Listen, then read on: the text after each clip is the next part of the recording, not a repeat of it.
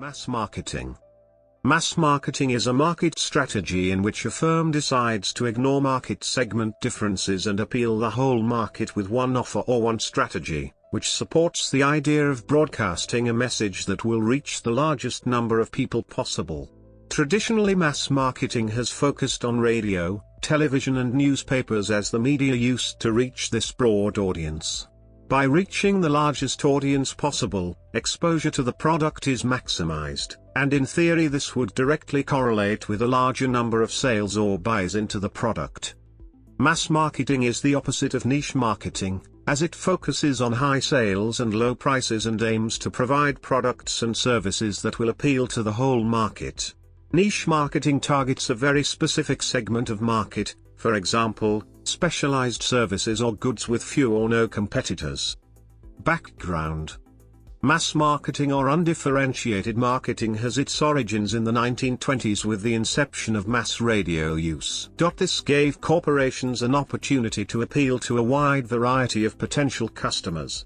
Due to this, variety marketing had to be changed in order to persuade a wide audience with different needs into buying the same thing. It has developed over the years into a worldwide multi-billion-dollar industry. Although sagging in the Great Depression, it regained popularity and continued to expand through the 40s and 50s. It slowed during the anti-capitalist movements of the 60s and 70s before coming back stronger than before in the 80s, 90s and today. These trends are due to corresponding upswings in mass media, the parent of mass marketing. For most of the 20th century, major consumer products companies held fast to mass marketing, mass producing, mass distributing and mass promoting about the same product in about the same way to all consumers. Mass marketing creates the largest potential market, which leads to lowered costs. It is also called overall marketing.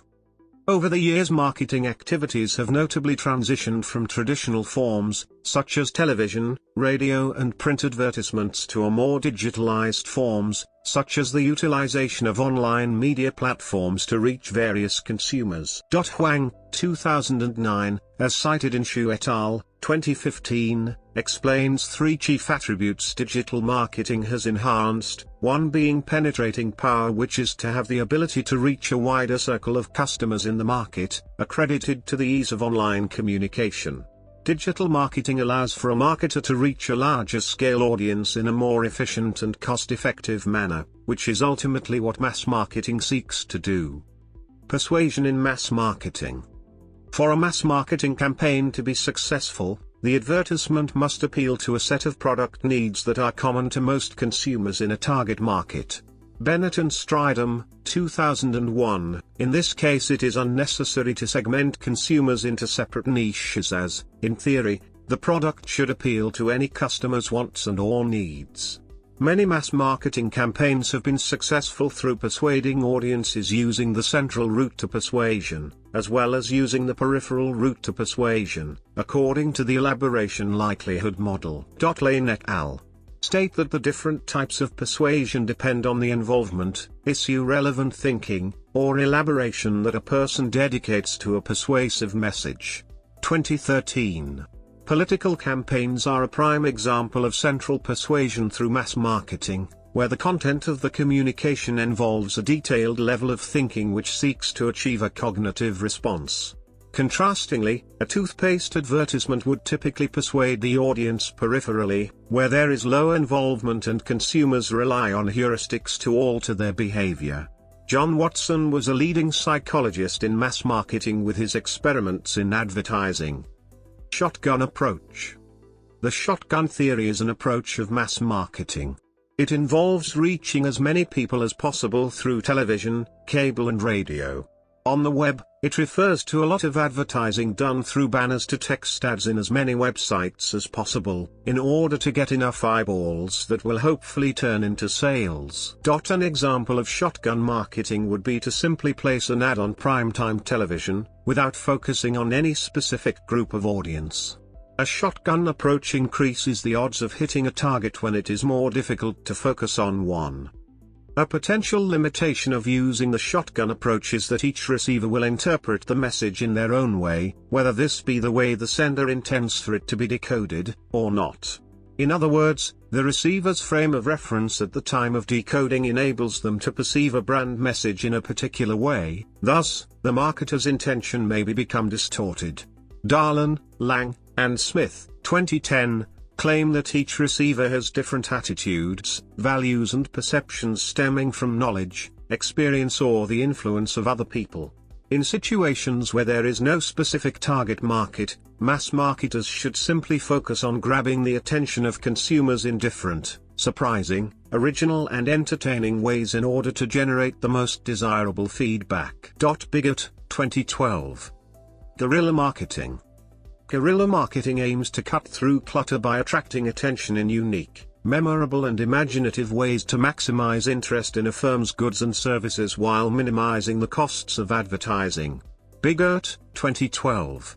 According to Kotler, 2007, as cited in Bigot, 2012, this type of marketing was traditionally carried out by small to medium-sized enterprises but has become more predominant in today's society where competition is substantially thicker.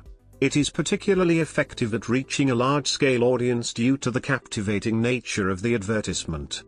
Bigot discusses the role of technology, more specifically, of the Internet and its effectiveness of disseminating a large message from the sender to receivers, to which he states that Internet blogs, online magazines, newspapers along with chat and forum pages are crucial arenas for getting the message across.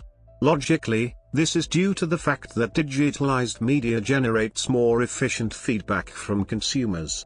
Mass marketers should aim to affect the behavior of their consumers by having them engage with the brand in a positive way, which, in turn tends to more activity, both on and offline, as well as further market penetration.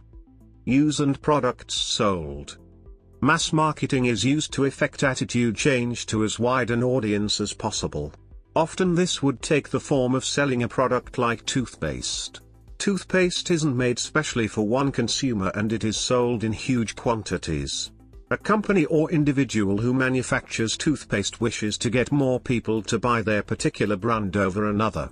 The goal is when a consumer has the option to select a tube of toothpaste that the consumer would remember the product which was marketed. Mass marketing is the opposite of niche marketing, where a product is made specially for one person or a group of persons. Other products of mass marketing are furniture, artwork, automobiles, residential communities, fizzy drinks and personal computers. Typically, things which are perceived to be necessary/essential to the consumer are subject to mass marketing. Resources of mass marketing provide cost-effective marketing solutions for small and micro businesses, including startups. Even products like politicians and services from professions such as law, chiropractic and medicine, are subject to mass marketing. Questions of quality. To further increase profits, mass-marketed products touted as durable goods are often made of substandard material, so that they deteriorate prematurely. This practice is called planned obsolescence. Not only does this lower production costs, but it ensures future sales opportunities by preventing the market from becoming saturated with high-quality, long-lasting goods.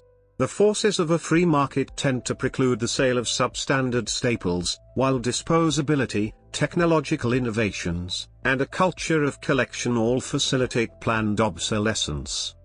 Many mass-marketed items are considered staples. These are items people are accustomed to buying new when their old ones wear out, or are used up. Cheaper versions of durable goods are often marketed as staples with the understanding that they will wear out sooner than more expensive goods, but they are so cheap that the cost of regular replacement is easily affordable. Benefits of mass marketing.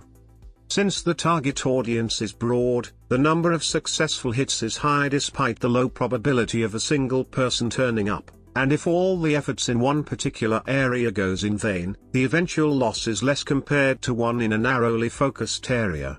Production costs per unit are low on account of having one production run for homogeneous product, and marketing research/advertising costs are also relatively low as well, which, as a whole, leads to higher potentials of sales volume and efficiency of scale in a much larger market. Drawbacks of mass marketing. Due to increased competition and the complexity of consumers' wants and needs in today's society, Bennett and Stridham, 2001, suggest that mass marketing campaigns are less likely to be successful, as consumers have a range of specific tastes and requirements that they would more likely find in alternative products. Psychological impact. Mass marketing has been criticized for the psychological impact on viewers, as critics believe that it makes the reader more vulnerable to issues such as eating disorders. In a 2006 article by Charlene Hess-Bieber et al. For the Women's Studies International Forum, they state that the food, diet, and fitness industries, aided by the media, espouse the message that independence for women in general means self-improvement, self-control, and that it is the women's responsibility to achieve the ultra-slender body ideal. Critics also note that marketers have people fill out surveys with specific questions that allow them to have the information they need to best target and persuade their potential customers, which can manipulate them into believing that they need or want the product being marketed. Historically, mass marketing has been used to popularize products such as mouthwash and cigarettes via advertisements and slogans, in order to reach markets that may have previously not assumed that the product was necessary for their daily lives.